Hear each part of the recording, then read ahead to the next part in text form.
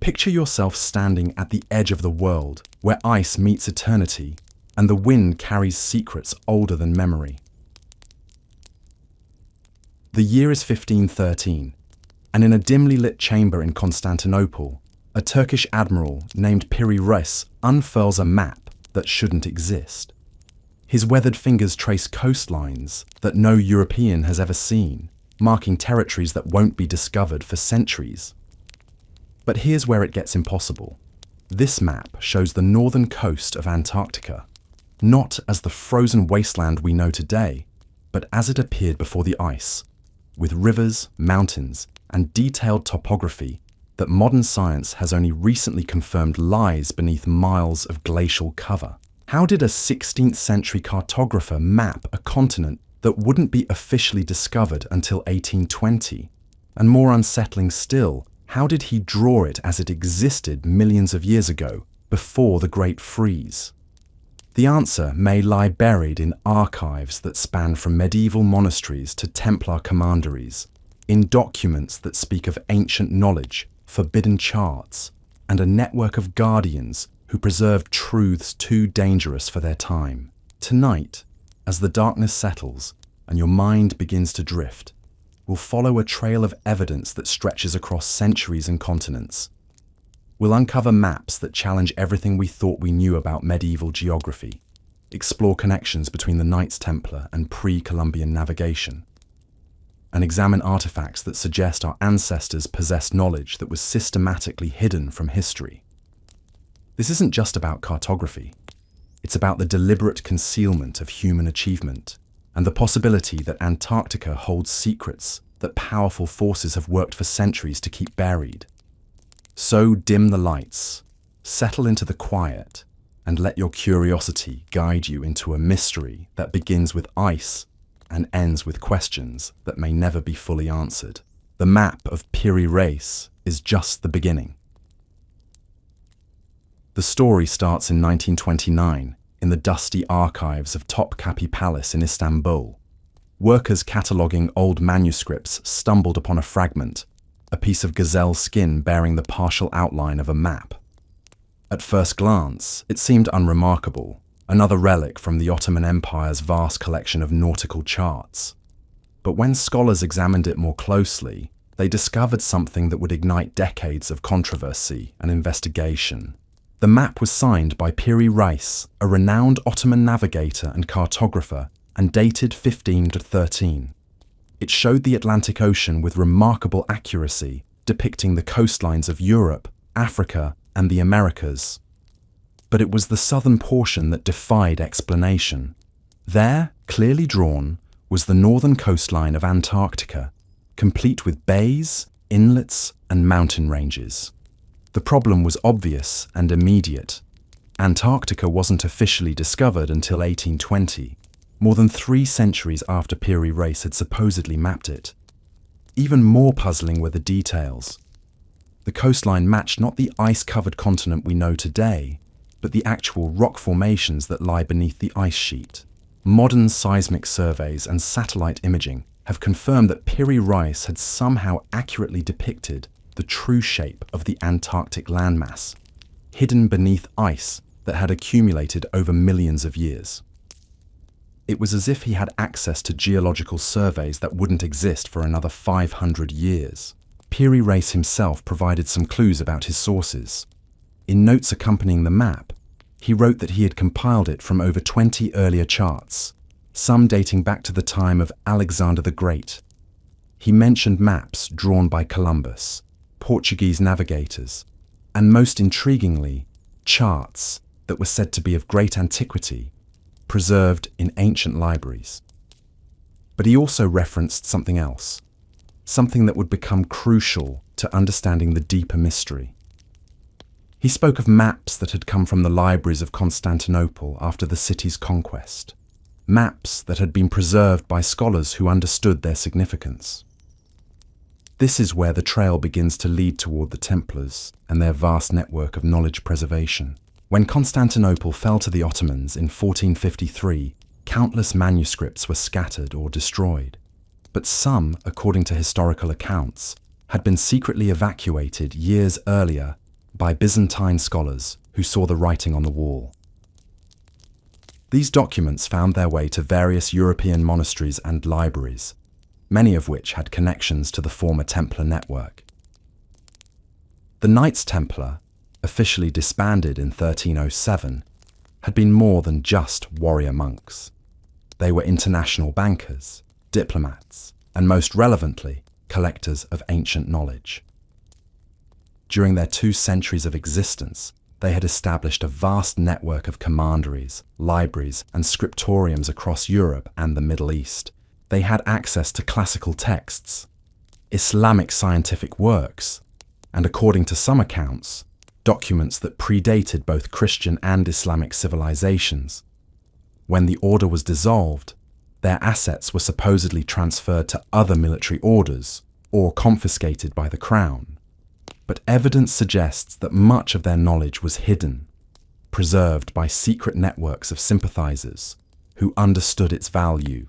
Maps, manuscripts, and ancient charts were spirited away to remote monasteries, private libraries, and hidden archives.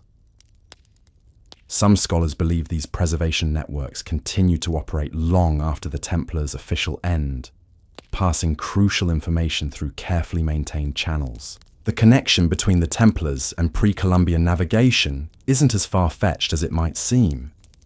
The order maintained extensive contacts with Islamic scholars, Byzantine intellectuals, and Jewish communities throughout the Mediterranean. They had access to works by ancient geographers like Ptolemy, Islamic navigators like Al-Idrisi, and possibly even earlier sources that have been lost to mainstream history. Their libraries contained texts on astronomy, mathematics, and geography that were centuries ahead of their time. Archaeological evidence supports the idea that the Templars possessed sophisticated geographical knowledge. Templar churches and commanderies were often built using astronomical alignments and mathematical principles that demonstrate advanced understanding of Earth's dimensions and celestial mechanics. Their architectural legacy shows they understood concepts of latitude, longitude, and spherical geometry that weren't supposed to be widespread until much later. But the Antarctic connection requires us to consider an even more radical possibility. What if the Templars had access to maps created by civilizations that existed before the last ice age? What if they preserved charts drawn by peoples who lived when Antarctica was ice-free, who mapped its coastlines and recorded its geography before the Great Freeze transformed it into the frozen continent we know today? This theory gains credibility when we examine other anomalous maps from the medieval and early modern periods. The Orontius Phineus map of 1531 shows Antarctica not just as a continent, but with rivers, valleys, and coastal features that match the subglacial topography. The Mercator map of 1569 depicts the southern continent with a level of detail that seems impossible for the time. Philippe Boach's map of 1754 actually shows Antarctica as 2 separate landmasses, divided by a waterway that modern ice-penetrating radar has confirmed does exist beneath the ice sheet. Each of these cartographers claimed to be working from earlier sources, ancient maps that had somehow survived the centuries. They spoke of charts preserved in monastery libraries, documents rescued from Alexandria before its destruction, and knowledge passed down through secretive scholarly networks. The pattern suggests a continuous chain of preservation, a deliberate effort to maintain geographical knowledge that mainstream history insists didn't exist. The implications are staggering. If these maps are genuine, they suggest that human civilization achieved levels of geographical knowledge thousands of years earlier than we've been taught. They point to advanced maritime cultures that could navigate the world's oceans and accurately chart distant continents long before the supposed age of exploration. And they raise uncomfortable questions about what else might have been deliberately hidden or forgotten. But why would such knowledge be concealed? The answer may lie in the political and religious upheavals that shaped medieval Europe. Ancient geographical knowledge often came packaged with cosmological and philosophical ideas that challenged Christian doctrine. Maps showing the true extent of the world raised questions about biblical geography. Evidence of advanced pre-Christian civilizations threatened the Church's narrative of human progress and divine revelation. The Templars, with their extensive contacts in the Islamic world and their access to pre-Christian texts, would have been acutely aware of these sensitivities. They lived in an era when possessing the wrong kind of knowledge could mean execution for heresy. Their solution appears to have been careful preservation combined with strategic concealment. They maintained the information in their private archives while keeping it hidden from authorities who might have seen it as dangerous. When we examine Templar libraries and scriptoriums, we find evidence of this careful curation. Inventories from their major commanderies list works on astronomy, mathematics, and geography that were supposedly unknown in medieval Europe. They possessed Arabic translations of Greek texts that wouldn't be rediscovered by mainstream scholars for centuries. Their libraries contained navigational treatises, star charts, and geographical descriptions that seem impossibly advanced for their time. The preservation network that emerged after the Templars' dissolution appears to have been equally sophisticated. Manuscripts were distributed across multiple locations, copied in secret, and passed through chains of trusted scholars and clerics. The knowledge survived in fragments, scattered across different archives, but collectively preserving a picture of ancient geographical understanding that mainstream history has ignored. This brings us to one of the most intriguing aspects of the Antarctic mystery. The accuracy of these early maps suggests they weren't based on speculation or theoretical modeling. They show the kind of detailed, precise information that only comes from direct observation and careful surveying. Someone, at some point in the distant past, actually explored and mapped Antarctica when it was ice-free. The geological evidence supports this possibility. Core samples from Antarctic ice sheets show that parts of the continent were indeed ice-free within the last 12,000 years.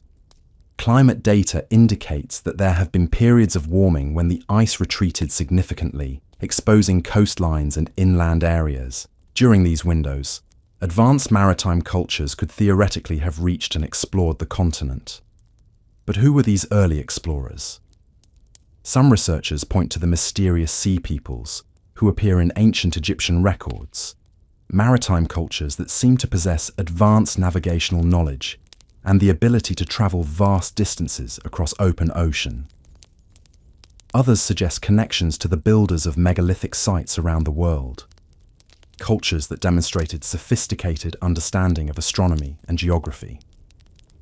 The Templar connection becomes even more significant when we consider their documented interest in ancient technologies and lost knowledge. Templar archives contain references to ancient navigational instruments, star maps, and geographical treatises that speak of lands beyond the known world. They appear to have actively sought out and preserved information about pre-Columbian navigation and ancient maritime achievements. Archaeological discoveries continue to support these theories. Ancient harbours have been found in locations that were supposedly uninhabited during the periods when these maps were supposedly drawn. Stone structures bearing astronomical alignments suggest sophisticated geographical knowledge among cultures that mainstream history dismisses as primitive. Navigation tools and star charts recovered from medieval Templar sites show understanding of oceanic navigation that wasn't supposed to exist until much later. The systematic suppression of this knowledge becomes clearer when we examine what happened to Templar archives after the Order's dissolution. Many documents were destroyed outright, burned as heretical or dangerous. Others disappeared into private collections where they remained hidden for centuries. The most sensitive materials appear to have been deliberately scattered and concealed, preserved by networks that understood their significance but feared the consequences of revelation. This pattern of concealment and preservation continued long after the medieval period. Renaissance scholars who stumbled upon these ancient maps often found their works suppressed or their findings dismissed by academic authorities. The few who persisted in studying anomalous geographical knowledge frequently faced professional ostracism or worse. The modern rediscovery of the Piri Reis map and similar documents has reignited these ancient controversies. Advances in satellite imagery and ice-penetrating radar have confirmed the accuracy of geographical details that shouldn't have been known to medieval cartographers. The evidence continues to mount that our ancestors possessed sophisticated geographical knowledge that has been systematically excluded from official historical narratives. And so we return to where we began, standing at the edge of the world, where ice meets eternity. The map of Piri Reis lies before us, no longer just a curious artifact, but a key to understanding how knowledge travels through time, hidden in shadows, preserved by those who understood its power. Tonight, we've traced a thread that stretches from ancient explorers who mapped continents before the ice, through Templar archives where dangerous truths were carefully guarded, to modern discoveries that confirm what our ancestors somehow already knew. We've seen how maps can be more than navigation tools.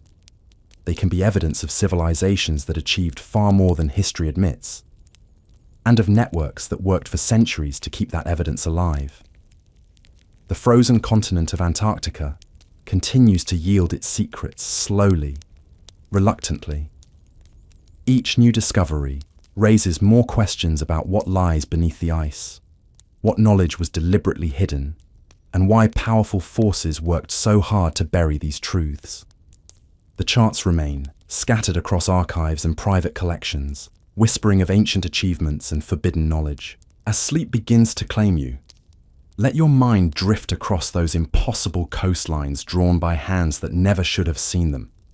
Rest in the mystery, in the possibility that the world is far older and more wondrous than we've been taught. And remember that sometimes the most profound truths are found not in what history tells us, but in what it chooses to forget.